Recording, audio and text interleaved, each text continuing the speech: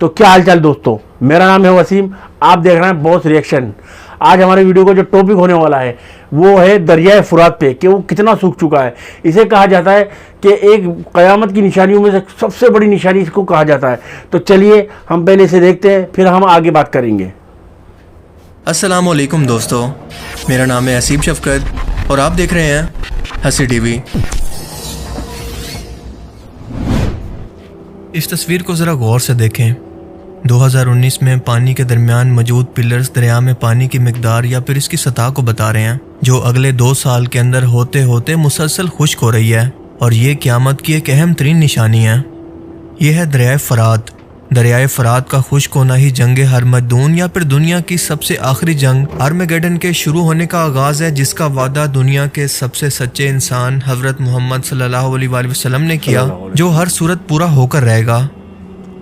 हज़रत अबू हुरैरा से रिवायत है कि रसूल पाक सल्लल्लाहु अलैहि वसल्लम ने फरमाया कि क़यामत उस वक्त तक कायम नहीं होगी जब तक कि दरियाए फरात से सोने का पहाड़ न निकल आए, जिसको लेकर बहुत ही खौफनाक लड़ाई होगी और हर लड़ाई के अंदर 100 में से 99 लोग मारे जाएंगे। इनमें से हर एक शख्स ये सोचेगा कि शायद मैं इस लड़ाई के अंदर बच जाऊं और इस तमाम माल को हासिल कर लूं। एक और रिवायत में आता है कि दरियाए फरात खुश्क होकर सोने के खजाने को ज़ाहिर कर देगा, लिहाजा जो शख्स भी इस वक्त मौजूद हो इसमें से कुछ भी ना ले। इस अहम तरीन हदीस मुबारका के अंदर कुर्बे क़यामत के करीब की एक अहम तरीन पेशन गोई की गई है, जिसके मुताबिक दरियाए फरात, जिसका बहाव इस दौर के अंदर भी अपने अरूज पर था और किसी के तसव्वुर में भी नहीं था कि ये कभी खुश्क हो सकता है, अनकरीब खुश्क होकर ऐसे लोगों की आजमाइश करेगा जो कि दुनिया के मालो ज़र या लालच का शिकार हुए या फिर बेदीन हुए और इस माल की खातिर एक दूसरे को कत्ल करेंगे।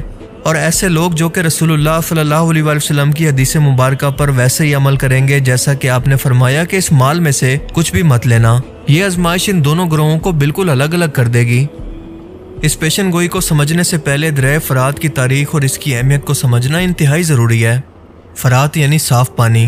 ये दरिया तुर्की से शुरू होता है, फिर शाम और इराक से होता हुआ पर्शियन गल्फ तक पहुंच जाता है। वाक़या करबला इसी दरियाए फरात से निकाली गई एक नहर के किनारे पेश आया था, जिसे नहर अलकमा कहा जाता है। जब इमाम हुसैन अलैहिस्सलाम और आपके साथियों पर इस दरिया का पानी बंद करके सबको मजलूमाना शहीद कर दिया गया, इसीलिए रिवायात के अंदर इस दरिया की बहुत सारी फजीलतें बयान हुई हैं। इस दरिया की लंबाई है 2900 किलोमीटर और तुर्की के मशरकी हिस्से से ये शुरू होकर इराक और शाम से गुजरता है।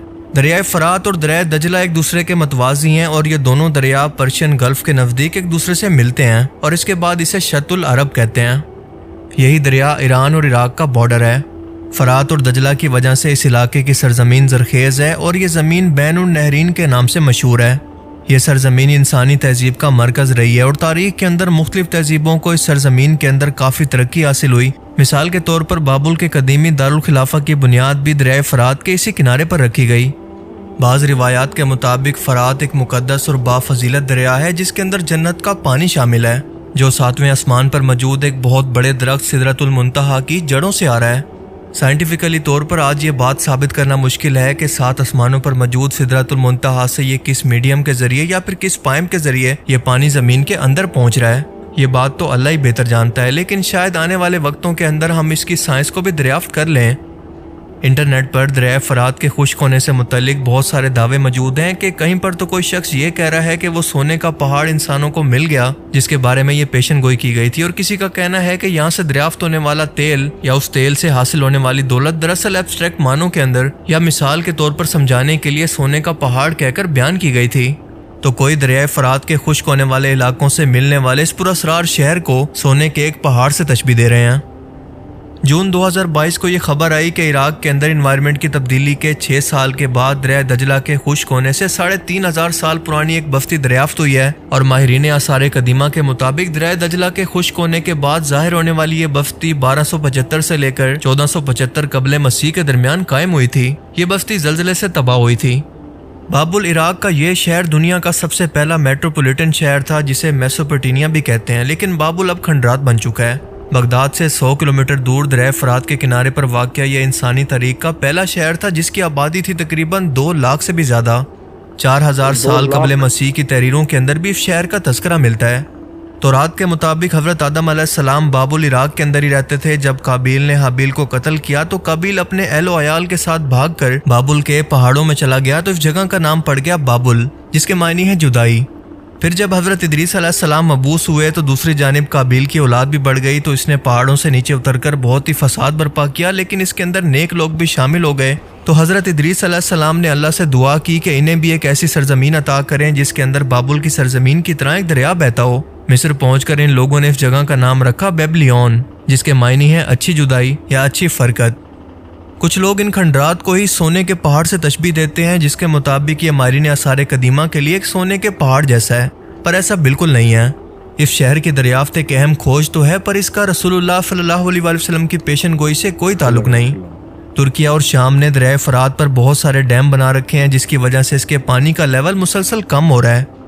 इस पर पहला डैम 1970 के अंदर बनाया गया था और फिर 15 अप्रैल 2014 को तुर्की ने इस दरिया का बहाव मुकम्मल तौर पर बंद कर दिया, जिसकी वजह से तुर्की और शाम के बॉर्डर पर यह काफी हद तक खुश्क हो गया और फिर यह कदीम शहर दरियाफ्त हुआ।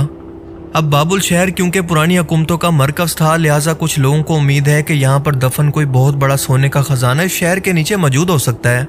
इसके अलावा इसके आसपास बहुत छोटी छोटी ऐसी चट्टानें मौजूद हैं जिनके अंदर सोने की काफ़ी मिकदार मौजूद है, जो कि यहाँ के लोकल लोग थोड़ी थोड़ी मिकदार में निकाला करते थे, लेकिन जब ये शहर ज़लज़ले के बाद तबाह हुआ तो ये चट्टानें दरिया के नीचे ही दफन हो गई।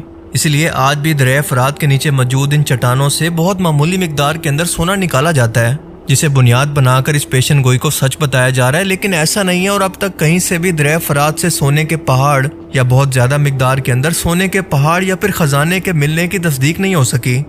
और ऐसा इसलिए भी है क्योंकि हदीस मुबारका के अल्फाज के मुताबिक पहले इस दरिया को मुकम्मल तौर पर खुश्क होना था, जबकि आज भी इसके अंदर कुछ पानी अभी बाकी है। सो मुमकिन है कि मुकम्मल खुश्क होने के बाद हमें वाकई कोई ऐसा सोने का पहाड़ देखने को मिल जाए या फिर ऐसा खजाना दुनिया के सामने आए जो हदीस मुबारका के अल्फाज के बिल्कुल मुताबिक हो। या ये भी मुमकिन है कि हम इंसानों को इसे खोजने की जरूरत ही ना पड़े, बल्कि अल्लाह ताला खुद इस पहाड़ को बिना खोजे अचानक से इंसानों के लिए जाहिर कर दे। अगर दरिया फरात इसी स्पीड के साथ मुस्तकबिल के अंदर भी खुश्क होता रहा तो हमें यह अमल 1 से 2 साल के अंदर ही मुकम्मल होता दिखाई देगा। तब तक हमें बस इंतजार करना होगा। जबकि इसके अलावा इंटरनेट पर इस पेशन गोई से मुतल्लिक जितने भी दावे मौजूद हैं, चाहे वो तेल के मिलने के हों, सोने जैसी किसी कीमती धातों के मिलने की या किसी भी और कीमती चीजों के मिलने की, वो सब की सब मनगढ़ंत बातें और अफवाहें हैं जिनका हकीकत से कोई ताल्लुक नहीं। क्योंकि हदीस मुबारका में वाज़े तौर पर सोने के पहाड़ का जिक्र है या फिर खजाने का, ना कि किसी दौलत का। इसीलिए उलमा कराम के मुताबिक ये कोई अब्स्ट्रैक्ट नहीं हो सकता, बल्कि इससे मुराद एक सोने का पहाड़ ही है और ये अनकरीब होकर ही रहेगा, आज कल या फिर कुछ सालों के अंदर, हम नहीं जानते। बाकी आप इस बारे में क्या सोचते हैं, अपनी कीमती राय का इज़हार कमेंट सेक्शन में ज़रूर करें। I will see you in the next video. Take care yourself. अल्लाह हाफिज़। तो आपने सुना इस वीडियो में कि दरिया फुरात किस हद तक सूख चुका है, कि पता नहीं है कब ये सूख के पूरा ख़त्म हो जाए। और अभी तो लोग जो देख रहे हैं तो इसके अंदर से कुछ निकलता हुआ नहीं दिख रहा, लेकिन ये होगा ज़रूर, इसमें से निकलेगा ज़रूर वो सोने का पहाड़। अल्लाह जो अपने नबी ने कह दिया, जो हदीस में आ गया, वो होगा ज़रूर। 100% सच है ये बात कि वो निकलेगा ज़रूर वो सोने का पहाड़। और फिर लोग एक दूसरे के ऊपर टूट पड़ेंगे कि अगर एक बाप की 100 औलाद होंगी तो 99 ख़त्म हो जाएगी उसके पीछे। लेकिन हमें इससे इस चीज़ से रोका गया है। हम ईमान वालों को इस चीज़ से दूर रहना है कि जिसको चाहिए वो अपने आप जाके लड़ ले, जब मर जा हमारी तरफ से तो, लेकिन हमें दूर रहना है, ईमान वालों को दूर रहना है। तो चलिए इस वीडियो को हम यहीं करते हैं ख़त्म। हम आपसे मिलेंगे नेक्स्ट वीडियो में। और प्लीज़ सब्सक्राइब करें, बेल आइकन दबाना ना भूलें, ज़्यादा से ज़्यादा शेयर करें और कमेंट भी ज़रूर करें। चलते हैं।